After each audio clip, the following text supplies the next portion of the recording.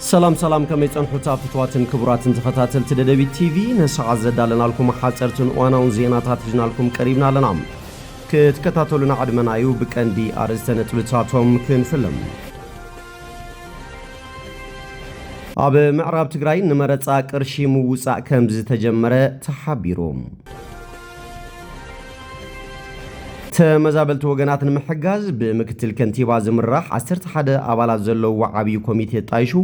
ናብ ስራሕ ከም ዝኣተወ መምሕዳር ከተማ መቐለ ኣፍሊጦም ሰራዊት ሱዳን ኣብ ዝፈነው ሓድሽ መጥቃዕቲ ተወሰኽቲ ከተማታት ይቆጻጸር ከም ዘሎ ተገሊጾም ሰራዊት አብይ አህመድ ኣብ ጎጃም ከቢድ መጥቃዕቲ ከም ዝወረዶ ተገሊጾም ግብጺ ወደብ ጅቡቲ ንምልማዕ ስምምዕ ሰኒዳም ኣብ ኢራን ዝተባረዐ ህዝባዊ ናዕቢ ናብ ደማው ግጭት ምስግጋሩ ተሓቢሩ ኢትዮጵያ ወናኒት ኣፍ ደገ ባሕሪ ንምዃን ኣብ ተካይዶ ቃልሲ ዝናይ ሕጂ ወለዶ ግቡእ ክዋጻእ ከም ዘለዎ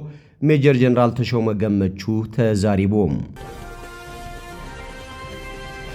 አሜሪካ ብልዕሊ ቬንዙዌላ ሰፊሕ መጥቃዕቲ ብምክያድ ንፕሬዚዳንት ማዱሮ ከም ዝሓዘት ፕሬዚዳንት ትራምፕ ዕላው ገይሮም ናብ ዝርዝሩ ሰጊርና ኣለና ምስ ዕለታዊ ዜናታት ቢንያም ሓድሽ ሰናይ ምክትታል ኣብ ምዕራብ ትግራይ ንመረጻ ቅርሺ ምውጻእ ከም ዝተጀመረ ተሓቢሮም ኣብ ምዕራብ ትግራይ ጎስጓሳት መረጻ 2018 ዝተፈላልዩ ኣኼባታት እናተገበረ ኮይኑ ህዝቢ ምዕራብ ትግራይን ተስፋሕፋሕት ሓይልታት ኣምሓራን ንመረጻ ምድላዋት ክገብሩ ተነጊርዎም እዮም ዛጊት ድማ ኣብ ጉዳይ ምልዓል መረጻ ሰፊሕ ናይ ምይይጥ መድረኽ ድሕሪ ምግባር ንመረጻ ዝውዕል ቅርሺ ካብ ሕድሕድቲ ማሕበረሰብ ብኣስገዳድ ንኽዋጻእ ከም ዝወሰኑ ዝረኸብናዮ ሓበሬታ ኣመላኺቶም መዋጮ ኣይንኸፍልን ዝበለ ነባራይ ድማ ሕጋዊ ስጉምቲ ክንወስደሉ ኢና እናበሉ የፈራርሕዎ ምህላዎም ተፈሊጡሎም እዛ መረጻ እንተካይድናያ ኣፍልጦ ዓድና ክወሃበና እዩ ዝብል መለዓዓሊ ፕሮፓጋንዳ ተስፋሕፋሕት ሓይልታት ኣምሓራ ይጥቀሙ ምህላዎም እውን ንምፍላጥ ተኻኢሉሎም ተመዛበልቲ ወገናት ንምሕጋዝ ብምክትል ከንቲባ ዝምራሕ 11 አባላት ዘለው ዓብይ ኮሚቴ ጣይሹ ናብ ስራሕ ከም ዝኣተወ መምሕዳር ከተማ መቐለ ፍሊጦም አባል ኮሚቴ ሚዲያን ጉባኤ ትካላት ሃይማኖትን መቐለ ኣይተዘመንፈስ ቅዱስ ከም ዝገለጽዎም ብሰንኪ ጽንተታዊ ኩናት ካብ መረበቶም ዝተመዛበሉ ወገናት ጸገሞም ካብ ግዜ ናብ ግዜ እናኸፈ ይኸይድ ብምህላው ኩሉ ክፋል ማሕበረሰብ ዓቕሙ ዝፈቐዶ ኩለ መዳያዊ ሓገዝ ኮፊ ተላብዮም ተመዛበልቲ ትግራይ ንምሕጋዝ ብዝተፈላለዩ ጉዱሳት ወገናትን ቲክቶከራትን ተዋፅዩ ዝነበረ ሓገዝ ናብ ወገናትና ከይበጽሕን ክእገድን ዝተገበረሉ ከይዲ ኣግባብነት ዘይብሉን ኢሰብኣውን ተግባር ምዃኑ እውን ገሊጾም ካቢኔ መምሕዳር ከተማ መቐለ ህልው ስቃይን መከራን ተመዛበልቲ ወገናት ብምርዳእ ኣብ ማዕቆብ ተመዛበልቲ ሕንጻጽ ብሰንኪ ሓደጋ ጥሜት ኣብ ከቢድ ዓጸቦን ዝርከቡ ተመዛበልቲ ወገናት ዝውዕል 10 ሚልዮን ብር ኮፍ ምውሳነ ዘኻኺሮም እዮም ተመዛበልቲ ወገናት ንምሕጋዝ እቶት ዘተኣኻኽብ ብምክትል ከንቲባ መምሕዳር ከተማ መቐለ ዝምራሕ 11 አባላት ዘለው ዓብይ ኮሚቴ ተጣይሹ ናብ ስራሕ ከም ዝኣተወ እውን ኣብሪሆም ድሕሪ ምጥያሽ ህጹጽ ኮሚቴ ኣድሕን ህይወት ኩሎም ላዕሎት ኣመራርሓታ ከተማ ኣብ ዝለዓለ ጸገም ወዲቖም ዝርከቡ ተመዛበልቲ ተጋሩ ብውልቆም 250,000 ብር ኮፊው ቃል ምእተዎም ኣፍሊጦም እቲ ኮሚቴ በብብርኩ ዝርከብ ኣመራርሓ ትካላት ሃይማኖት ዓበይቲ ዓዲ ሰብ ሃብትን ካልኦት መዳርግቲ ኣካላትን ዘማእኸለ ከም ዝኾነን እቶት ብምትእኻብን ተመዛበልቲ ወገናት ፍትሓውነትን ተሓታትነትን ብዘለዎ መንገዲ ንምሕጋዝ ዝዓለመ ምዃኑ ኣነጺሮም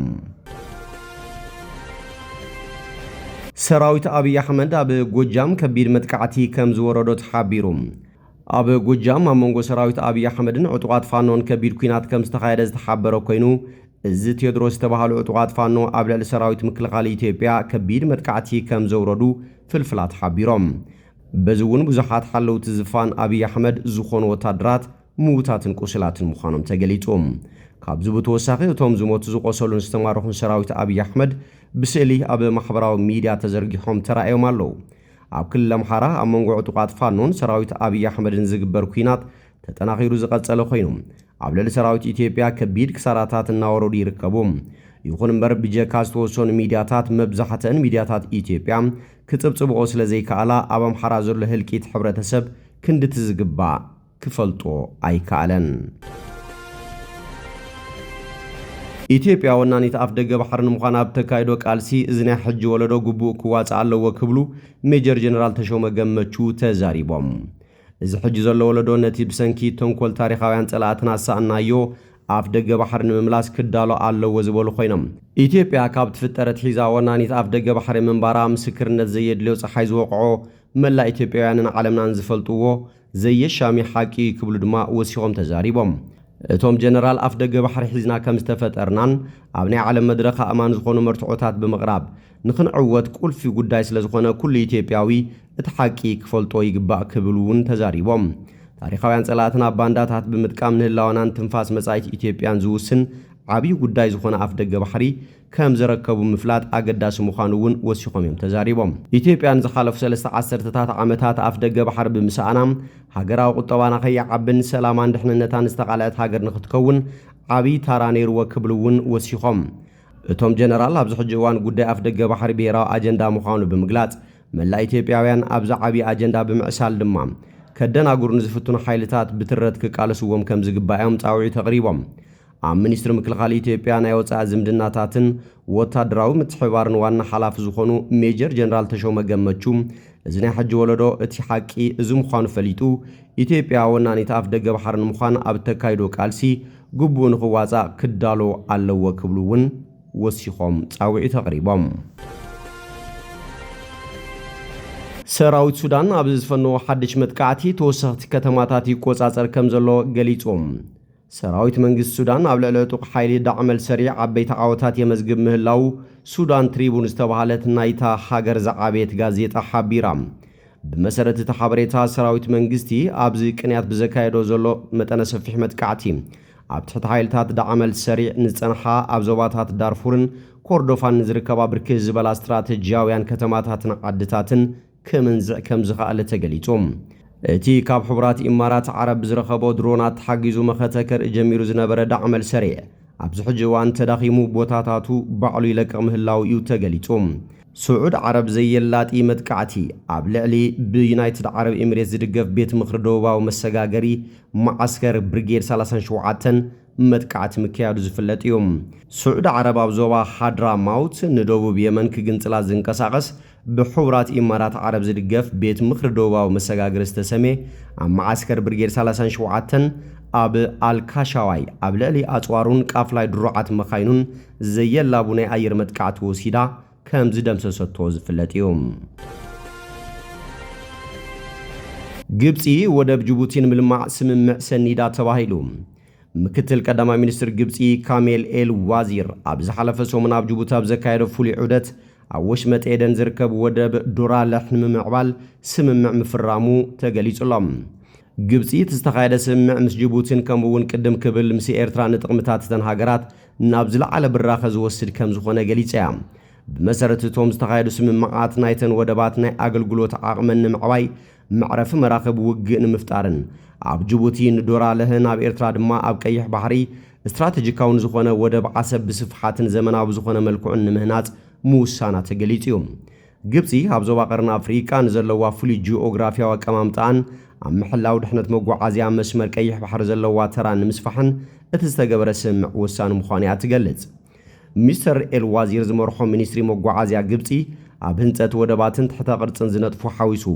ወከልቲ ሓያሎ ናይ ውልቀ ትካላት ተሰንዮም ናብ ጅቡቲ ከም ዝኸዱ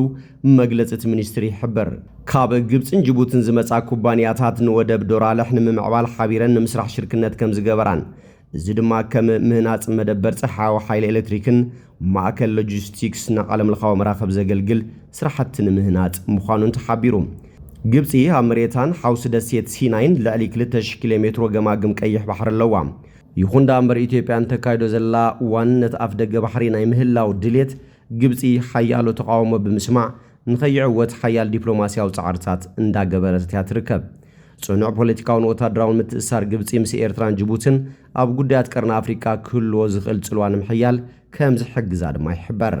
ግብፅን ኢትዮጵያን ብምኽንያት ኣጠቓቕማ ሩባ ኣባይ ንብዝሕ ዝበሉ እዋናት ኣብ ምስሓብ ከም ዝጸንሓ ዝፍለጥ ኮይኑ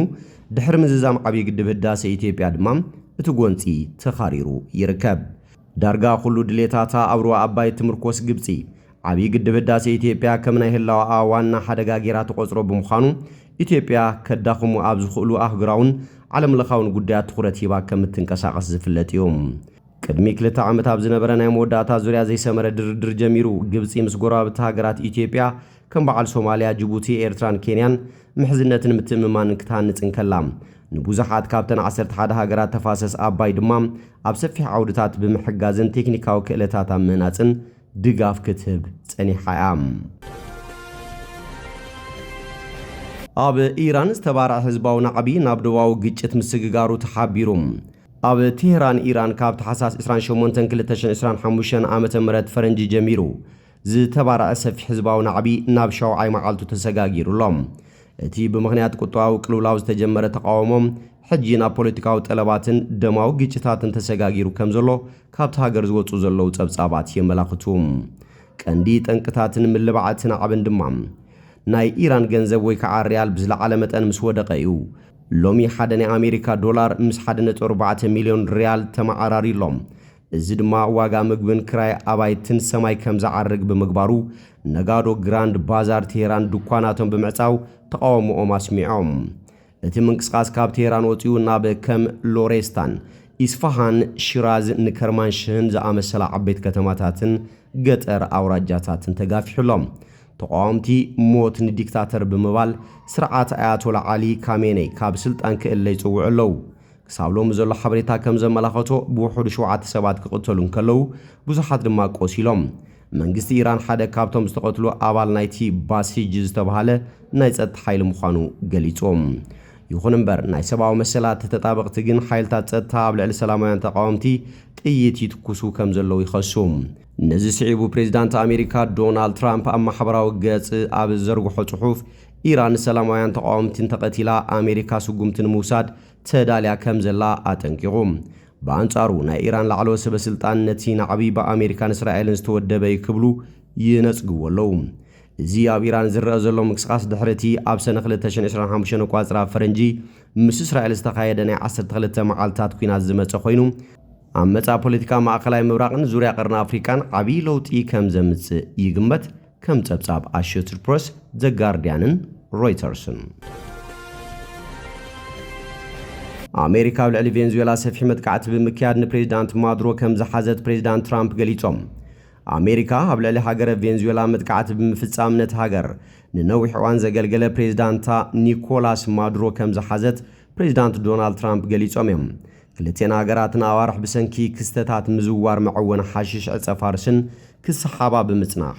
ኣሜሪካ ሎም ለይቲ ብዝፈጸመቶ ደብዳብን ወታደራዊ ስርሒት ንፕሬዚዳንት ቬንዙዌላ ምስ በዓልቲ ቤቶም ከም ዝሓዘቶምን ካብቲ ሃገር ከም ዘውፀቶምን እዩ ፕሬዚዳንት ዶናልድ ትራምፕ ኣብ ትሩዝ ሚድያ ገሊጾም ዘለዉ። ሓላፊ ምክልኻል ቬንዙዌላ ቭላዲሚር ፓድሪኖ ኣብ ዝሃቦ ወግዓዊ መግለጺ ብመንግስቲ ኣሜሪካ ገበና ወታደራዊ መጥቃዕቲ ተፈጺሙሎ ክብል ዝገለጸ ኮይኑ ብዛዕባ ትራምፕ ንማዱሮ መሓዙ ግን ዝሃብዎ ቃል የለን። ፕሬዚዳንት ትራምፕ ኣብ ማሕበራዊ ሚድያ ትሩዝ ኣብ ዘስፈርዎ መልእኽቲ ኣሜሪካ ኣብ ልዕሊ ቬንዙዌላ ዓውት ዝኾነ መጥቃዕቲ ብምፍጻም ንማዱሮ ናብ ትሕቲ ቀይዲ ኣእትያቶላ ክብሉ ገሊጾም እዮም። ንቕንያቱ ትራምፕ ንመራሒ ቬንዙዌላ ማዱሮ ካብ ስልጣን ክገልቱ ብተደጋጋሚ ክምሕፀኑን ከጠንቅቑን ጸኒሖም እዮም ዝበሉ ጸብጻባት እቲ ሃገር መንግስቲ ማዱሮን ግና ነቲ ጠለብ ብምንጻግ ኣሜሪካ ምምንዛዕ ነዳዲ ተዋፊራላ ክብል ከሲሱሎም። በቲ ዝተኻየደ መጥቃዕቲ ኣብ ርእሰ ከተማ ካራካስን ካልኦት ክፋላት ቬንዙዌላን ከበድቲ ምፍንጃራት ኣብ ብርኪ ዝበሉ ከባብታት ድማ ምንቅጥቃጥ ተሰሚዑ እዩ። ዋሽንግተን ኣብ 1989 ቋጽራ ፈረንጂ ንወታደራዊ መርሒ ማኑኤል ኖሪየጋ ካብ ስልጣኑ ንምእላይ ንፓናማ ካብ ትወርር ንድሓር ኣብ ላቲን ኣሜሪካ ከምዚ ዓይነት ቀጥታዊ መጥቃዕቲ ንምትእታውን ኣይገበረትን ጸኒሓ ይብል ጸብጻብ ሮይተርስ። እምበር ፍትዋትን ክቡራትን ተኸታተልቲ ደደቢት ቲቪ ነሰዓት ዘዳልናልኩም ዜናታት ነዚኦም ይመስሉ። ስለ ትምክትታልኩም ኣመስጊና ብኻልኦት ክሳብ ንራኸብ ሰሰናይ ንዓኹም።